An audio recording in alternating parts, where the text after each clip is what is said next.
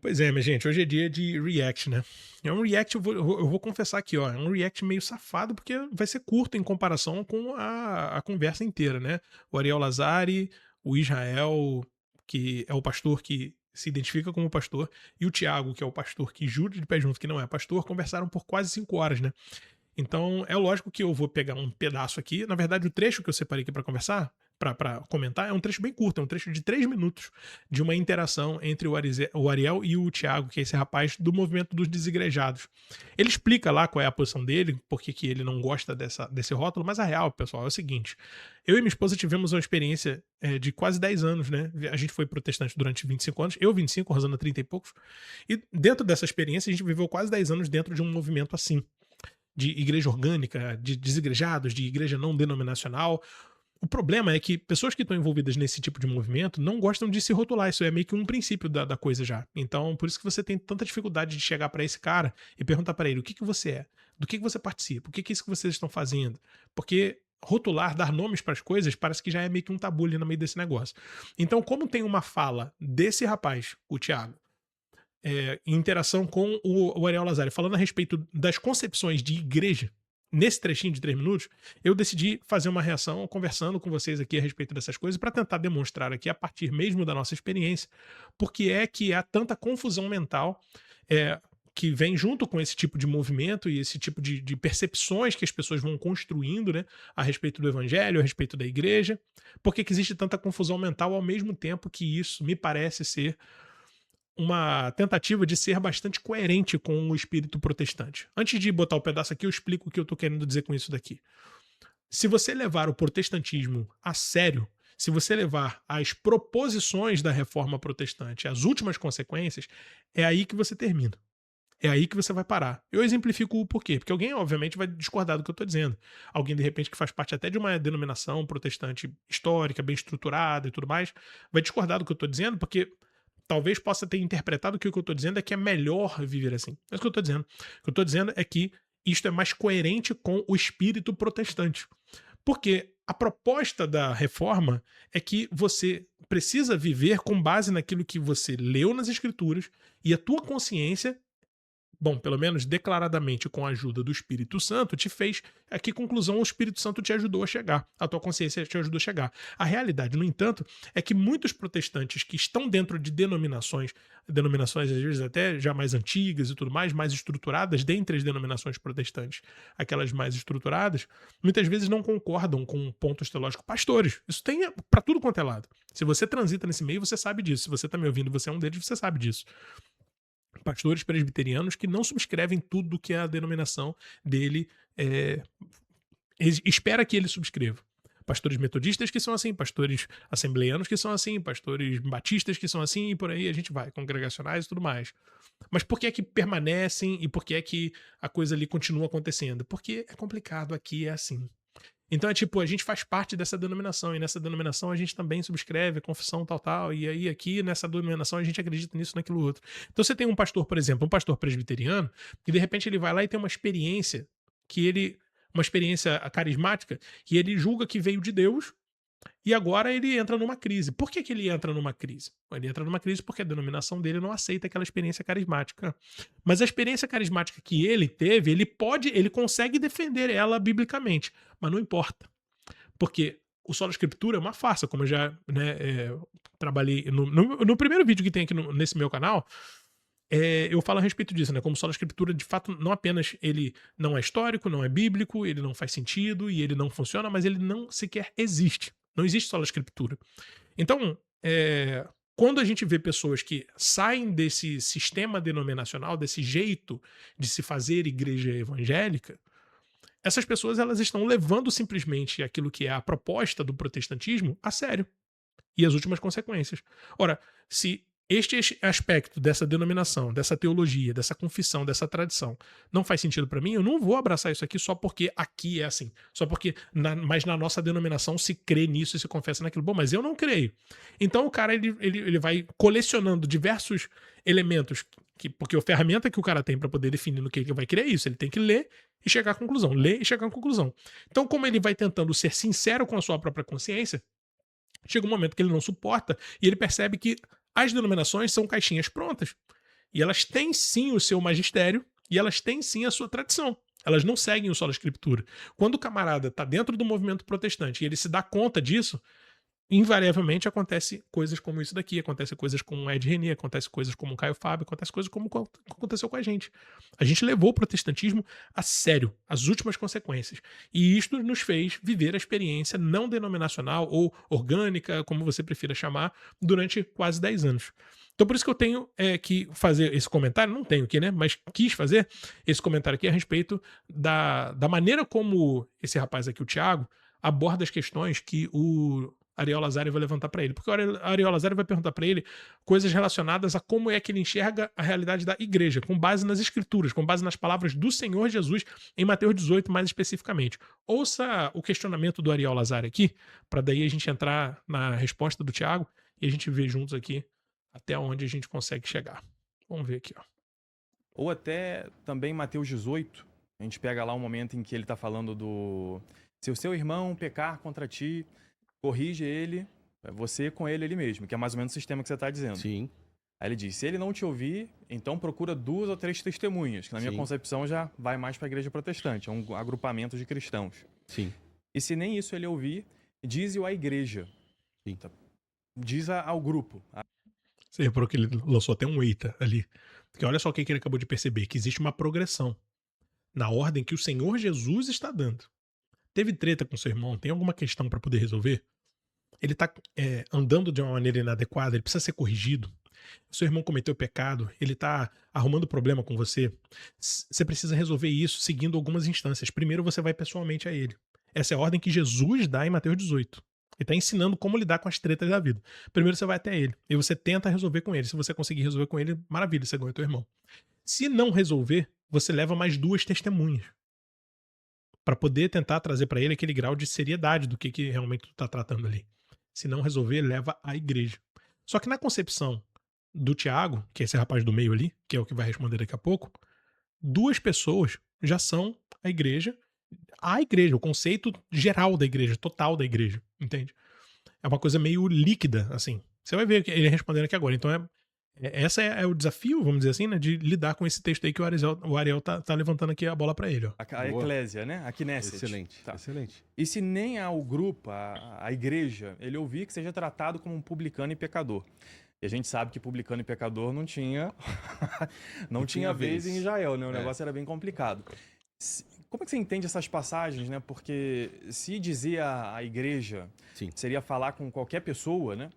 Falar com todos os cristãos, como que isso se daria na prática, né? Porque é algo humanamente impossível, né? Deus, quando criou o ser humano, quando ele criou o homem sozinho, ele viu que o homem não ficava satisfeito mesmo morando ali no Jardim do Éden com ele. Uhum. Certo. Ele precisou criar a mulher, né? Ele precisou fazer a família. Então, o ser humano, naturalmente, é um ser social. Sim. Então, a igreja, que é uma realidade humana, porque Jesus Cristo se encarnou, todo mundo concorda aqui que Jesus é Deus? Sim, sim. Então, Jesus se encarnou, ele se fez homem. E essa sociedade que ele cria, que é o seu corpo, precisa também se relacionar e ter uma ordem de comando, igual um corpo humano mesmo tem, né? Com a cabeça mandando no restante. Como é que você lê essas passagens, né? De Mateus 5, Mateus 18, nessa perspectiva da encarnação de Cristo? Quando a gente fala a respeito de Novo Testamento, vá até a igreja, né? Tenha 2 ou 3 testemunhas ali quando alguém errar ou cometer algum... É uma gradação, né? Você com o irmão, 2 ou 3 testemunhas, e depois a igreja. Deixa eu só comentar aqui, ó.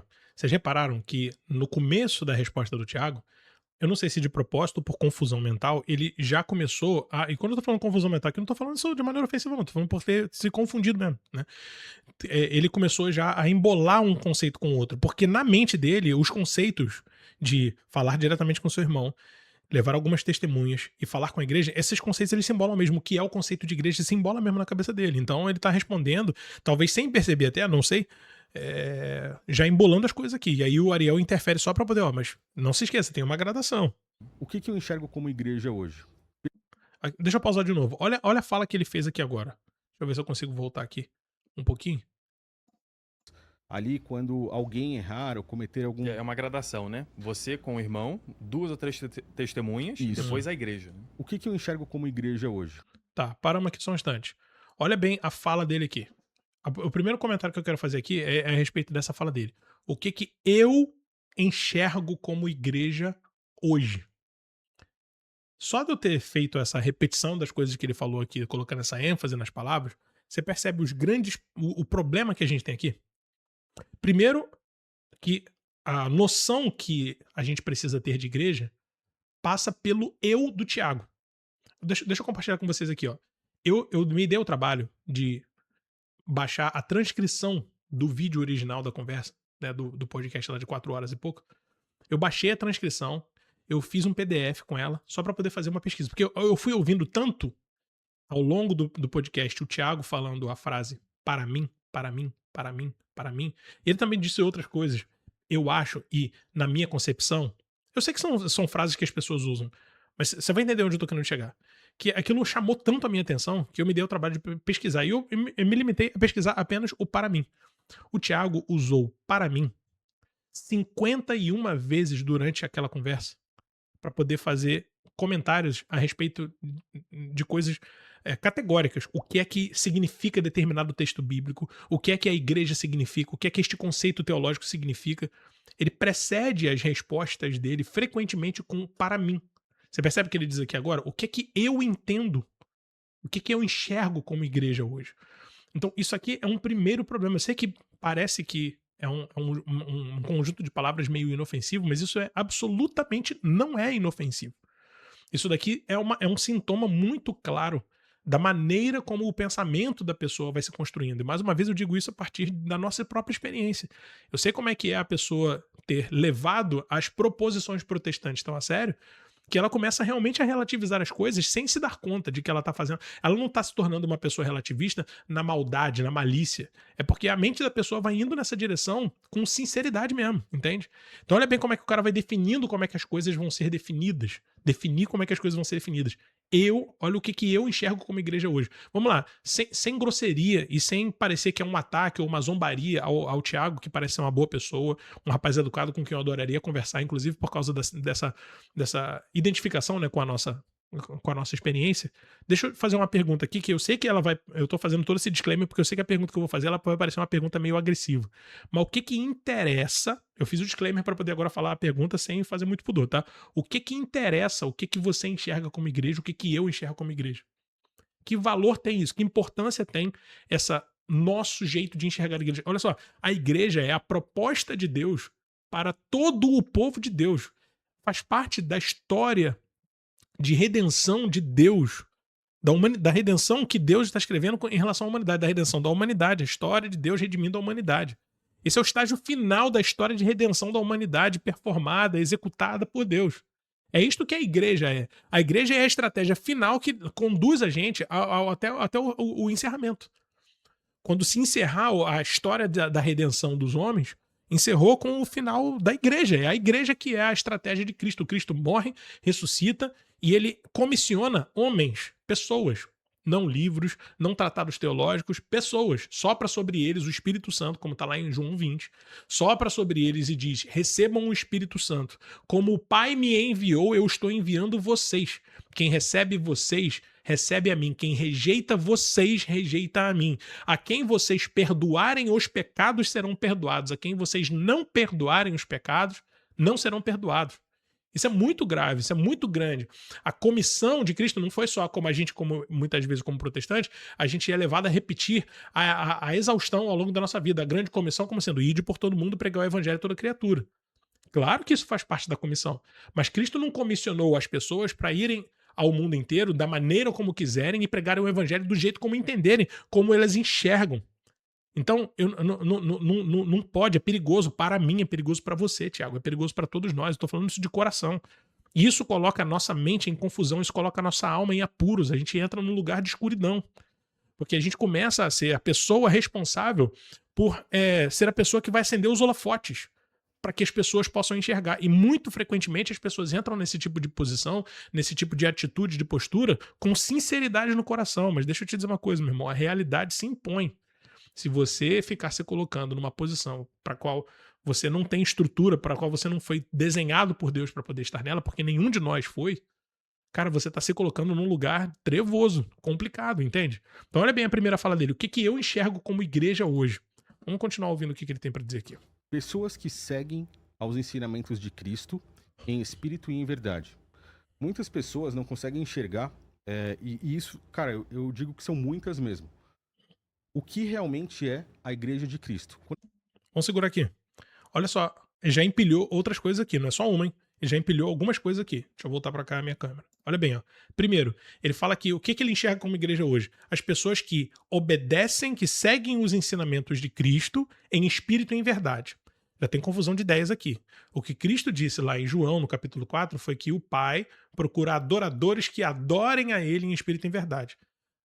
Então já tem confusão de termos aqui. Daqui a pouco, mais antes do final aqui, ele já vai usar essa ideia do em espírito e em verdade para outra ideia de novo. Se não me engano, é sobre congregar em espírito e em verdade. Então, mas vamos lá, isso daqui é uma tecnicalidade, mas é sintomático isso daqui, porque ele fala que ele entende como igreja pessoas que seguem os ensinamentos de Cristo. A primeira pergunta: quais ensinamentos de Cristo? Como entender os ensinamentos de Cristo? Como aplicar, como interpretar os ensinamentos de Cristo? Cara, poucas coisas na história da humanidade, na história recente aí dos últimos 2000 anos, tem tido tanta discussão, principalmente ao longo dos últimos 500 anos, né? Tem tido tanta discussão a respeito do que é que elas significam do que as palavras que a gente encontra, que a gente lê nas nossas Bíblias. Então, esse conceito que parece bonito, que soa poético, que é inclusive muito possivelmente, e eu confio que seja, bem intencionado, ele é absolutamente abstrato e no fim das contas é uma frase sem significado nenhum. Pessoas que seguem os ensinamentos de Cristo. Pessoas que dizem seguir os ensinamentos de Cristo creem em coisas divergentes umas entre si, umas das outras, divergentes umas das outras, fazem coisas divergentes umas das outras, xingam teologicamente uns aos outros, entende? Então, falar a respeito de pessoas que seguem os ensinamentos de Cristo, se você não define o que é que são os ensinamentos de Cristo, como compreendê-los, se você não tem um método, um mecanismo confiável de Deus, deixado por Deus sobre como interpretar e entender essas realidades que Cristo ensina, isso é uma frase que não significa nada. E depois ele fala que existem muitas pessoas, e olha, são muitas mesmo, que não entendem o que é esse negócio de igreja. Meu irmão, Tiago, deixa eu falar uma coisa pra você de todo o meu coração. Irmão querido, se você não é uma pessoa mal intencionada, se você não é uma pessoa que tá fazendo da tua vida o que você está fazendo, né? Tocando a tua vida como você está tocando. De malandragem, eu acredito que não seja. Eu acredito mesmo, de verdade. Eu acredito que não seja. Se você está fazendo isso de coração sincero, você está colocando um fardo insuportável sobre as suas próprias costas. De bom coração, com a melhor das intenções, mas você está se colocando num lugar, cara, de um peso impossível de você carregar. Impossível de você carregar porque é um peso que só pode ser carregado por Deus ou por aquele a quem Deus comissionou para isso. E quem Deus comissionou para poder suportar o peso de direcionar o povo de Deus, isso não é uma realidade abstrata. Isso é uma coisa objetiva. Nós temos nas escrituras e na história, e mesmo que você não queira levar em consideração a história, nós temos claramente nas escrituras a quem é que Cristo, que é Deus, feito homem, a quem é que Cristo comissionou para poder fazer isso e que ordem que ele deu. A ordem que ele deu foi a ordem de eles que eram seus discípulos, que eram seus apóstolos, fazerem outros. E a gente vê nas escrituras isto já acontecendo. Eles transmitindo aquela autoridade que foi transmitida por Cristo para eles e eles transmitindo para homens idôneos que podem não apenas guardar aquilo, mas também ensinar a outros. Né? Paulo escrevendo para Timóteo.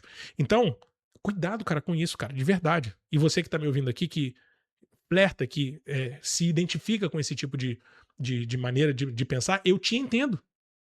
O Alan de 2010, 2011 em diante ali, até a casinha ali, chegar ali em 2020, que foi quando começou, né, o nosso processo de retorno para a Igreja Católica, quando a gente esbarrou, e isso já contei em outras ocasiões aí, né, com o professor Eduardo Faria, com a Priscila, já falei isso algumas vezes em alguns vídeos aqui, né, que eu não tenho aqui no meu canal, pelo menos até hoje não, né, nenhum vídeo contando a nossa história de retorno, porque a gente já contou essa história em 2 ocasiões, né, com a Priscila de Queiroz, a professora Priscila de Queiroz e o professor Eduardo Faria. Então, se você colocar aí o meu nome e o do professor Eduardo ou da Priscila, eu não sei se eu vou me lembrar, né, de fixar aqui nos comentários, eu poderia fazer isso. Mas se você colocar aqui em cima na barra do YouTube, aqui você encontra essa história sendo compartilhada. Então, assim, a gente viveu essa realidade, cara. A gente viveu assim, ó, enfiado dentro mesmo, sabe? Com, assim, profundamente, cara. Totalmente entregues.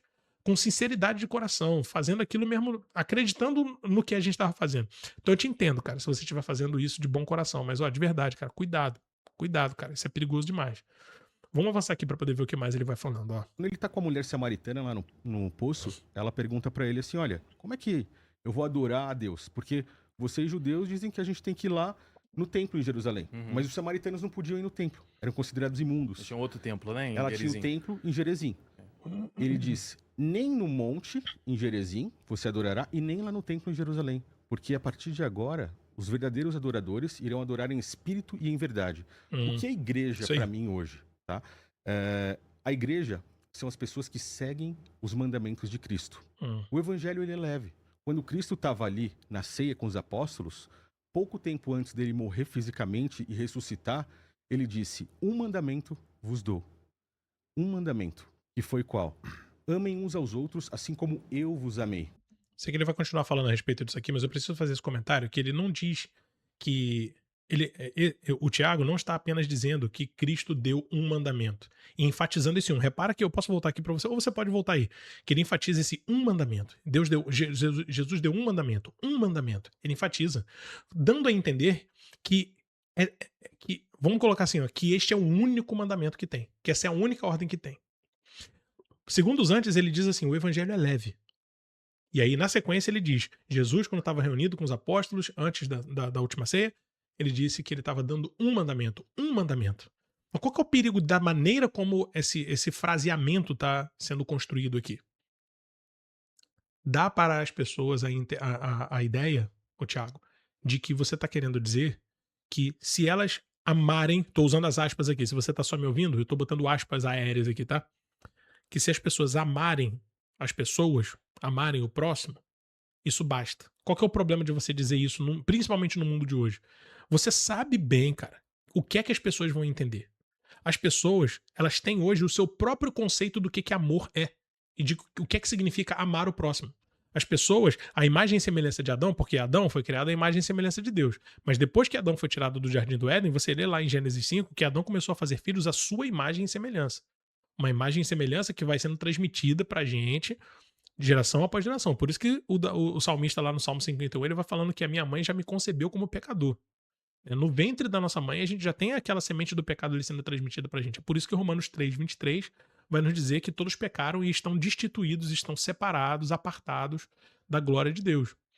Então, as pessoas, no nosso tempo, uma geração, ou já algumas boas, né, uma boa quantidade de gerações, vêm sendo extremamente romantizadas pela indústria do entretenimento, por Hollywood, pela indústria fonográfica, pela música e tudo mais. Então, as pessoas, elas estão extremamente romantizadas nos nossos dias e criaram, cada um inclusive dentro de... Há uma noção generalizada inventada pela gente, e há também aquilo que é o conceito individualizado de cada um do que a pessoa vai decidir que é amar. Então, quando você diz que Jesus só mandou amar o próximo, vai ter muita gente que vai pensar da seguinte forma: o que mais eu vou fazer com o resto da minha vida? O que mais eu vou fazer das minhas escolhas morais, das minhas escolhas profissionais e tudo mais? Nada disso interessa.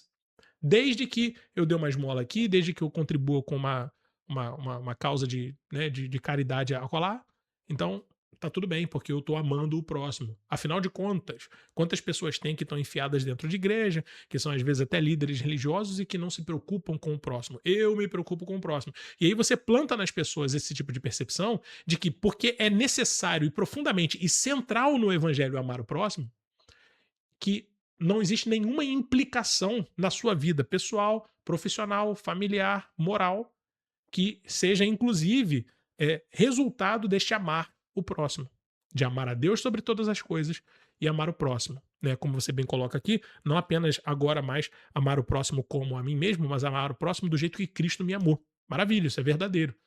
Mas a gente sabe como é que isso chega no coração das pessoas, principalmente por causa da maneira como você está fraseando a coisa aqui. Você chega e fala assim: o evangelho é leve. Jesus deixou um mandamento.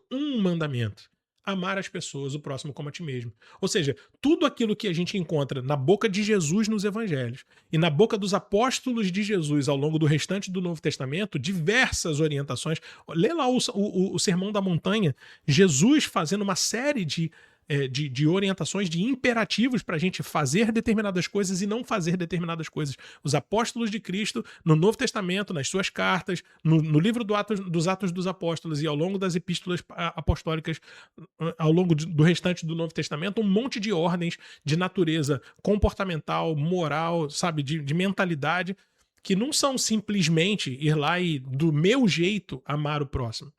Elas são, muito possivelmente, um desdobramento.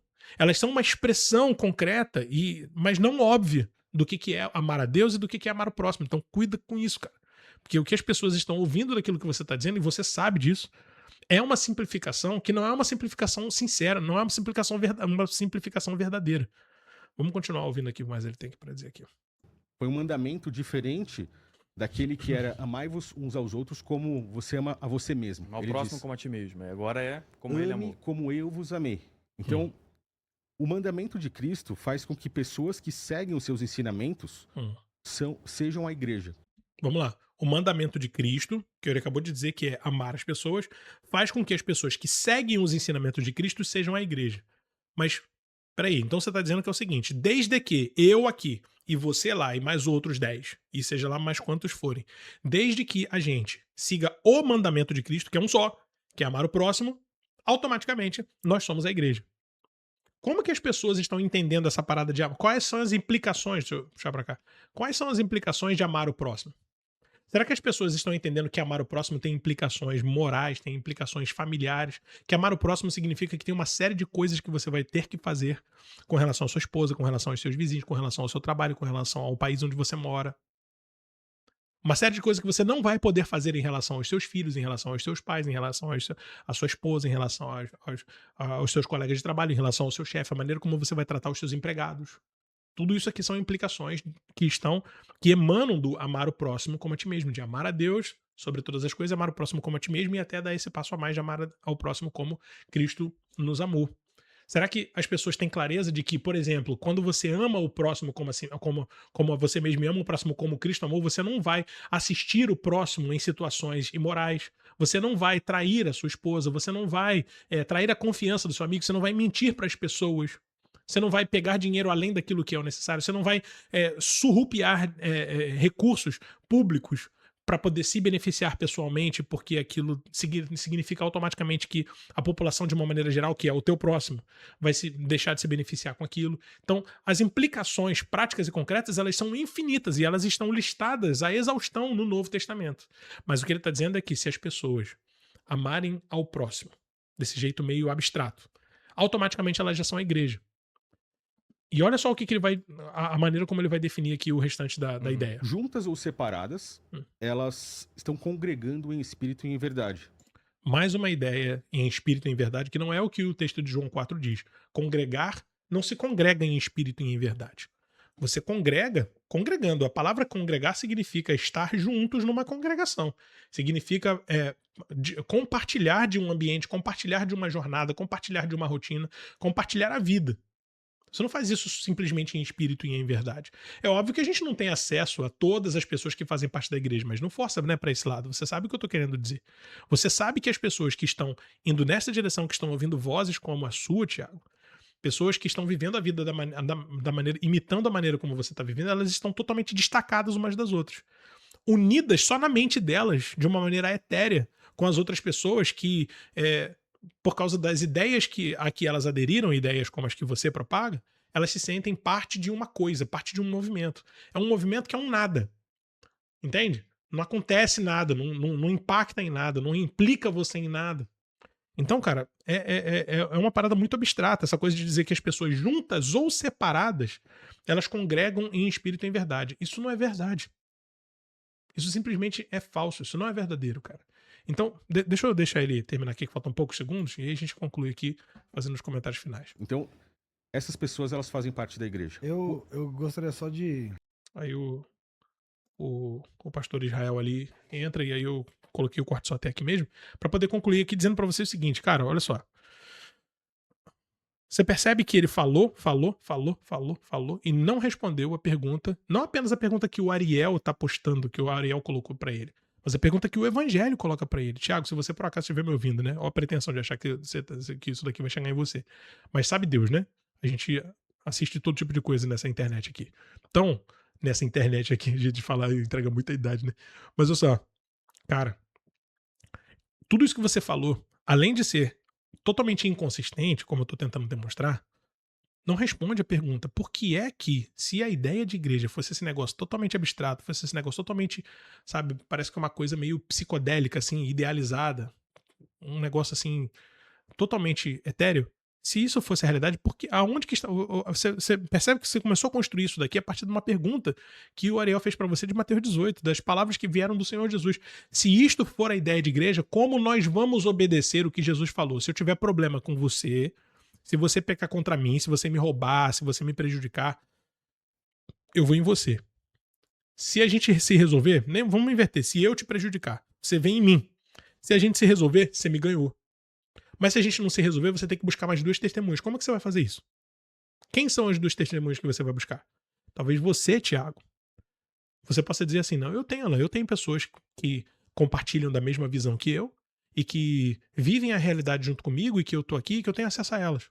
Mas você, Tiago, cria um movimento que faz com que um montão de pessoas, através da internet, estejam acompanhando as tuas ideias e alimentando a maneira mais ou menos egoísta que existe na cabeça delas de enxergar o evangelho, uma coisa que não compromete, que não te implica, e elas não têm a articulação que você tem, o conhecimento que você tem, a capacidade de raciocinar as coisas que você tem, a capacidade de se articular na vida, de se conectar com pessoas que talvez você tenha, eu não sei, né, não conheço, mas você entende? Que você está talvez reproduzindo um modelo, um jeito de viver a vida cristã que não é bíblica, que não é histórica e que nem vai funcionar para a maioria das pessoas, porque as pessoas não são articuladas assim. Talvez você seja, mas você não pode presumir que é assim que vai funcionar e que vai acontecer para as pessoas. Então a gente pode ser que a gente tenha uma facilidade de ir lá e raciocinar as coisas, chegar às nossas próprias conclusões, ler e entender e chegar às nossas próprias ideias e articular. Mas outras pessoas, elas estão simplesmente sentando e te ouvindo. Como é que você vai fazer para chegar na terceira etapa de Mateus 18? Se você você deu o teu jeito de trazer 2 testemunhas e veio para poder tentar se resolver comigo. E aí não deu certo, que eu continuei ali turrão. E a gente não se resolveu. Agora você tem que levar esse caso para a igreja. E esse não é a última etapa. A última etapa é se levar para a igreja e não resolver, você tem que me considerar como publicano e pecador. Então eu te pergunto, como que, seguindo esse modelo e esse raciocínio pós-moderno, idealizado, etéreo, abstrato do que igreja é, como que você faz para poder levar um problema que não foi resolvido no individual, nem foi resolvido com 2 ou 3 testemunhas, agora você leva para a igreja? Qual a igreja? O que é a igreja?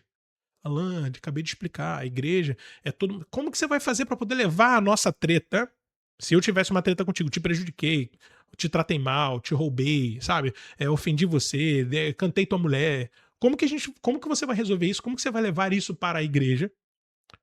Nesse modelo que você tá postulando. Entende? Simplesmente se torna impossível obedecer Jesus como está escrito ali pra gente em Mateus 18. E mais impossível ainda você chegar na etapa final, que é se eu tô vivendo de uma vida sacana, uma vida canalha, de propósito, deliberadamente, de maneira cínica, e eu não quero ajuste, como é que você pode me excluir da tua convivência como cristão? Como é que você pode definir que, tipo assim, não, então vamos lá, ó, eu vou te respeitar. Alan, eu quero viver como um cristão. Alan, você não quer viver como um cristão. Então, cara, nós vamos seguir cada um o nosso caminho. Seguir cada um o nosso caminho como? Como assim cada um o nosso caminho? Como que você se livra de ter que compartilhar o caminho comigo se não tem ninguém que tem, entre nós, não tem ninguém que tenha autoridade para poder dizer para mim que eu tenho que ser disciplinado, que eu tenho que tomar jeito, que eu tenho que tomar rumo na vida, que eu tenho que eu estou errado sequer. Você percebe que você acabou de gastar os teus recursos? Você falou comigo e não me convenceu. Eu tô certo na minha concepção. Você veio com 2 testemunhas, eu continuo achando que tô certo. Você veio com a igreja que você não encontraria, mas se você viesse com a igreja, se você desse um jeito de vir com a igreja e não me convencesse também, o que é que daria para vocês a autoridade de dizer que eu estou errado? Para vocês cumprirem aquela coisa de tipo assim, então cada um segue o seu caminho. Cada um segue seu caminho, como assim? Não, a gente não vai tratar você mais nem como um cristão, cara. Eu não considero que você é um cristão, então, não tem problema. Você quer viver a sua vida, vive a vida da maneira como você é. E aí eu viraria pra você e diria, não, pra mim vocês é que não são cristãos. E é isso aqui que é o retrato do mundo protestante. Porque no mundo protestante, e agora eu não estou falando só a respeito dessa realidade de igrejas não denominacionais, ou orgânicas, ou desigrejados, que fazem parte de algum movimento, etc. Não é só isso. Dentro da realidade, da dinâmica de como funciona a mecânica do mundo protestante, não existe prestação de contas real, cara. Porque se um cara, ele tá claramente errado, vivendo a vida dele de uma maneira imoral, ele não tem que prestar contas de maneira irremediável para a igreja. É só ele sair daquela igreja que está dizendo para ele que ele está vivendo de uma maneira imoral e procurar uma outra para a qual a vida imoral que ele está vivendo não é pregada como sendo imoral. E a gente sabe que hoje tem de tudo, pô. Aí alguém diz assim, mas aí tá errado. Mas tá errado com base em quem? Com base na autoridade de quem? Na base na autoridade da Bíblia. Parem com essa loucura, gente. Todas as denominações estão defendendo as coisas que defendem, trazendo textos da mesma Bíblia. Você não pode resolver um problema de desentendimento a respeito da Bíblia e tentar tirar desempatar esse negócio com a própria Bíblia. Entende? Então, a gente tem esse problema aqui. O problema de que você não consegue obedecer às próprias palavras do próprio Senhor Jesus em Mateus 18, com essa noção que você está construindo, dessa maneira que você está propondo que a igreja seja entendida, que as coisas sejam interpretadas. É impossível fazer isso. Mas deixa eu te dizer uma coisa. Eu entendo que ir construindo essas noções é uma tentativa sincera de não deixar de viver a realidade de igreja diante do caos denominacional que você vê ao seu redor. Faz sentido pra você isso? Porque essa é a nossa experiência, essa foi a nossa experiência, essa foi a razão pela qual a gente foi por esse caminho, e essa foi a experiência de incontáveis pessoas que a gente encontrou no caminho. Não apenas que a gente encontrou no nosso convívio, mas nas internet da vida. Então tem vários movimentos que estão acontecendo, não apenas aqui no Brasil, mas ao redor do mundo, que vão nessa direção, de olhar para o caos do modelo denominacional está falido. Entenda uma coisa. O modelo protestante denominacional está falido. Acabou. Agora não tem quando você tá deixando escorrer um negócio e aí acabou. A máquina de lavar acabou de jorrar o negócio. Só que só ainda não terminou de descer o restante lá no tanque. Mas o que tá descendo são as últimas que tem, entende? Não existe a menor probabilidade de que o modelo denominacional continue se perpetuando mais gerações, né, nesse mundo aqui, porque a coisa ela já se mostrou, ela já se provou como absolutamente inconsistente. Já se provou como uma coisa completamente arbitrária. O mundo atual, ele já olha com cinismo para o movimento cristão, para o cristianismo, por causa do movimento evangélico. Sem papas na língua, a realidade é essa. Por quê? Porque o cara que ele tá lá sem fé, e ele pensa assim, ele tem uma crise de consciência por causa de alguma coisa que acontece na vida dele, seja lá o que for, ele olha pra fora e ele diz assim, eu preciso saber o que Deus quer de mim, cara. A minha vida precisa ter sentido, eu preciso, entendeu? Dar um jeito e dar um rumo pra minha vida. Aí esse cara, ele olha pra fora, ele liga a televisão, ele bota nas internet, ele ouve o que um pastor tem pra dizer pra ele a respeito de determinadas áreas da vida dele, que ele sabe que ele precisa botar nos eixos, e outro pastor diz outra coisa, e outro diz outra, e outro diz outra, e tem até aquele que vai aprovar ele, e tem determinados ambientes onde ele vai ser, inclusive, exaltado pela maneira imoral como ele vive, cara. Isso é real, pô, isso é concreto. Não adianta a gente ficar dizendo que é tipo assim, mas Alan, mas isso são... É como a gente viu, né, no debate aí com o Ariel e o pastor Eliseu, né, que aconteceu aí, acho que ontem, né? Mas isso não são todas as denominações, isso não é assim, mas olha só, gente, o mundo está olhando para o bloco, assim, ó, que a gente chama de cristianismo, e o mundo está ficando cada vez mais cínico, porque se a gente não tem um centro de verdade, não interessa você ficar falando que, tipo assim, mas essas não são denominações sérias. Porque o fato de surgirem denominações zoadas e bagunçadas, isso é, no fim das contas, a expressão final do que o modelo denominacional é, porque é nisso que tem que dar. Não tem como ir parar em outro lugar, você entende? Porque o cara chega um determinado momento que o cara pensa assim, peraí, olha só, eu tenho essa certa imoralidade na minha vida. E eu não quero me corrigir. Eu acho que eu posso, inclusive, ser pastor com essa imoralidade aqui na minha vida. Vou abrir uma igreja com ele. Aí você pensa, mas esse cara tá errado. Mas aqui ele olha ao redor e ele fala, tipo assim, mas meu filho, olha só. O cara que inventou a denominação batista, ele podia. O cara que inventou os congregacionais, e os batistas, e os metodistas, e os presbiterianos, e o da Bola de Neve, e o da Igreja Universal, todos esses comedores de feijão e fazedores de cocô puderam ir lá e começar o seu movimento.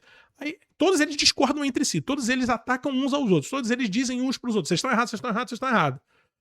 Aí, na minha vez, eu que tenho que me submeter a essa igreja específica aqui, por que eu faria uma coisa dessa? Não é todo mundo que se dá conta disso. Mas quanto mais o evangelicalismo, quanto mais o modelo denominacional de expansão do protestantismo vai se expandindo e se popularizando, maior vai se tornando o número de pessoas que vão tendo esse clique e vão criando loucuras.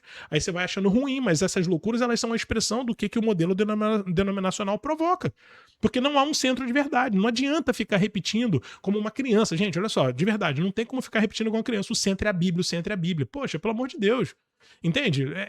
É querer tapar o sol com a peneira? Se para você tapar esse sol com a peneira de que você ler a Bíblia não funciona para você conseguir chegar às conclusões a respeito das coisas, então você está só tratando a sua fé de uma maneira infantil, de uma maneira esportiva, como se fosse um time de futebol. Eu não tenho um assunto com quem está raciocinando dessa forma. Não é nem com você que eu estou falando, não é nem comigo que você deveria falar. Esquece me esquece que eu te esqueço, entende? Vamos orar uns pelos outros e pronto. Mas veja, chega uma hora que você tem que botar o pé no chão da realidade e falar, tipo assim, cara, a realidade é a seguinte, ó. Os presbiterianos e outros calvinistas, eles entendem que Deus escolheu as pessoas, já falei isso em vídeo aqui, que Deus escolheu as pessoas nome por nome quem é que vai pro céu. Outras pessoas, Deus não escolheu o nome delas e aí, como consequência dessa não escolha, eles vão pro inferno. Os batistas, os assembleanos e outros arminianos acreditam que não é assim. Que Deus ele criou um plano e que as pessoas aderem livremente ou rejeitam livremente. Esses dois grupos, que são os principais grupos do mundo protestante do planeta, esses dois grupos eles não estão apenas discordando em tipo assim, será que o nosso líder deveria usar uma gravata roxa ou amarela? Não é esse nível de discussão. Esses dois grupos eles olham um para o outro e dizem assim, o seu Deus não presta. É literalmente assim. Alguém vai dizer assim, não, Alan, eu sou presbiteriano, eu sou pastor presbiteriano, eu sou batista, eu sou pastor batista, eu sou pastor assembleano, e eu não trato aqueles meus irmãos assim. Mas a teologia que você abraça, trata. Porque a teologia do arminiano, ela olha para a teologia calvinista e olha para o Deus que a teologia calvinista desenha e fala tipo assim, mas isso é um tirano. Esse cara não ama. Isso não é um Deus que a respeito de quem a gente pode dizer Deus é amor. E o calvinista, em contrapartida, ele olha para o Deus que a teologia arminiana desenha e fala tipo assim, mas isso não é um Deus soberano. Isso é um Deus fraco, que está sujeito à escolha do ser humano, que é só uma criatura, que é só um verme que está andando em cima da terra. Então, são basicamente os dois grandes pilares de como é que a soteriologia protestante se comporta, basicamente, no mundo, de maneira geralzona, e um olha para o outro e a própria identidade de Deus está em jogo aqui, entende? Então, assim, cara, enquanto a gente ficar jogando essas frases que na hora de serem testadas na realidade, elas simplesmente não significam nada, tipo, a palavra final é da Bíblia, o centro da verdade é a Bíblia. Mas, meu filho, é com a Bíblia que o arminiano constrói a teologia dele e é com a Bíblia que o calvinista constrói a teologia dele. Então você tem que perceber que, no fim das contas, ninguém está fazendo teologia, ninguém está fazendo igreja, ninguém está vivendo a sua fé cristã apenas com a Bíblia. Tá todo mundo no planeta está seguindo as escrituras, como é interpretada por um magistério e seguindo a tradição que tem sido criada desde que aquela denominação, desde que aquela confissão, desde que aquele movimento se iniciou. Todo cristão sobre a face da terra está nesse momento vivendo a base de escritura, tradição e magistério. Todos. O Tiago aqui também tá. O Tiago talvez ele tenha vivido... Eu não sei como é que ele vive a realidade dele. Na nossa realidade, durante os 10 anos em que a gente viveu a igreja orgânica lá, a respeito da qual eu costumo hesitar e não gosto de ficar falando por causa do tanto de vergonha que dá daquilo que a gente viveu.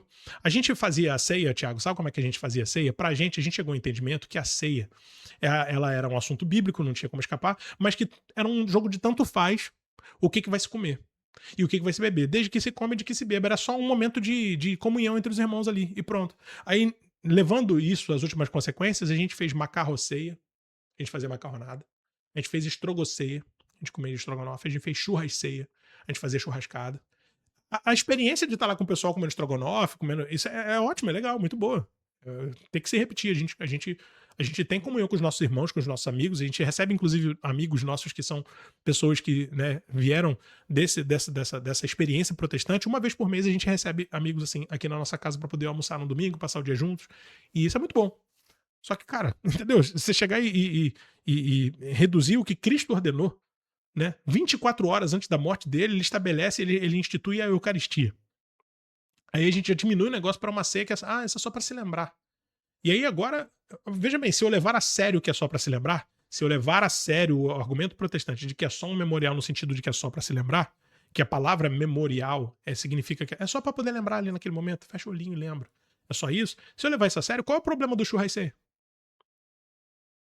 Ah, Alan, mas é porque lá tá dizendo que era pão e vinho. Mas, meu filho, se você relativizou que Cristo dizendo isto é o meu corpo, isto é o meu sangue, é só simbólico, é um jeito poético de dizer as coisas, então qual é o problema que tem de olhar para o pão e falar, tipo assim, alguma coisa que eles estavam comendo ali, gente, que o que tinha disponível para poder comer. O vinho é uma coisa que eles tinham disponível ali para poder beber.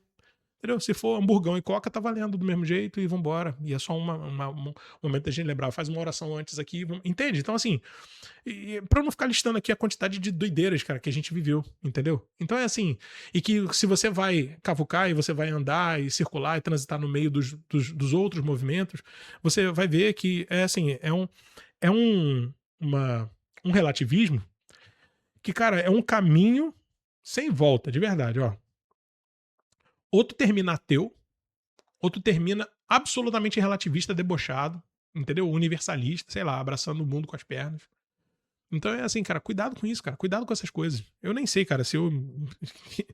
como é que ficou minha voz aqui, entendeu? Se eu falei alto demais, se alguém se chateou. Eu não sei, não. Mas, cara, porque tem coisa que é, assim, desesperador você ver a insistência. Assistindo ontem o debate, né, do Ariel com o pastor Eliseu, é desesperador, cara. Entendeu? Por quê? Porque quando você tá ouvindo, é assim, o Ariel, ele nunca foi protestante. Mas pra gente que já foi, fala pra mim aqui nos comentários se você não teve a exata mesma impressão. Quem já foi protestante, cada movimento do pastor Eliseu, você sabe exatamente o que ele tá fazendo. Você percebe como se estivesse assistindo em câmera lenta o momento em que ele vai lançar uma falácia, o momento em que ele vai desviar do assunto. Até o Ariel passar. Ó, muitas vezes o Ariel botava e enquadrava ele. Mas muitas vezes o Ariel até passava batido. Eu acho que também a dinâmica não permite, né? Não é uma conversa eterna ali, no fim das contas, enfim. Mas você entende? É tipo assim. É muito difícil você chegar num momento em que você pensa assim, cara, você tá lidando, no fim das contas, com pessoas que. Uma parte delas são bem intencionadas e realmente estão acreditando naquilo ali. Só falta mesmo se darem conta da falta de consistência e da falta de substância que é a proposta protestante como na raiz. Mas tem também uma galera que tá obstinada. Que simplesmente definiu, tipo assim, cara, é isso aqui que eu faço da minha vida, tem muito em jogo, e o cara não vai recuar porque ele não tá em busca da verdade, ele tá em busca de perpetuar aquilo que ele construiu, né, na cabeça dele como sendo o time dele, como sendo a carreira dele, seja lá o que for e tudo mais. Então, assim, cuidado com isso, gente. Eu não sei como concluir isso daqui, né? Que frase terminar, de que maneira ir fechando isso daqui. É isso aqui que eu tinha para poder falar, para poder compartilhar, fazendo essa reação aqui, esse react. E até a próxima aí, se Deus quiser. Deus abençoe todos nós aí. Em nome do Pai, do Filho e do Espírito Santo. Amém.